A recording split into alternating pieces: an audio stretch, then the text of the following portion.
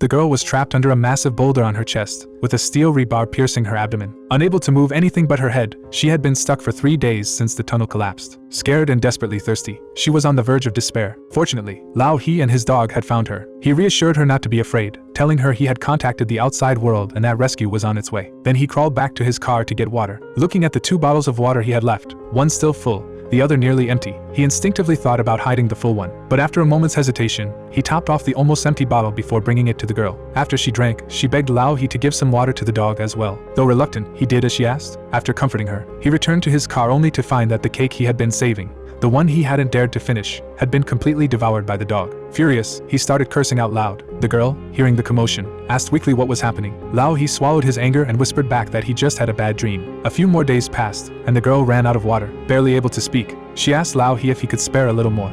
Looking at his own dwindling supply, Lao He wrestled with himself, but in the end, he brought it all to her. But by the time he returned, the girl was completely still, his hands trembling. He tried to pour water into her mouth but ended up spilling it all. Frantic, he pushed the rock off her chest, only to discover that a steel bar had already pierced straight through her abdomen. Now he had no food and no water. 7 days had come and gone. Old Jean had promised to arrive before Lao He's water ran out, but there was still no sign of help. He kept being told to hang on a little longer, but Lao He didn't know how much longer he could last. On the 9th day after the collapse, Lao He noticed something around the dog's mouth. He picked it off, tasted it, and found it wasn't bad. Following the dog, he found a bag of dog food in the girl's car. Man and dog began sharing it. Food was temporarily solved, but without water, survival was still a struggle. Then he noticed a fire hydrant in the tunnel. His hopes soared as he twisted the valve, but no water came out. The rescue team said they needed 10 more days. Lao He took out a bottle of urine he had saved earlier and waved it in front of the dog. But after struggling with himself for a long time, he finally raised the bottle to his own lips. Just as he was about to close his eyes and drink, he heard a faint dripping sound in the distance. He followed it and found drops of water slowly trickling down a steel bar.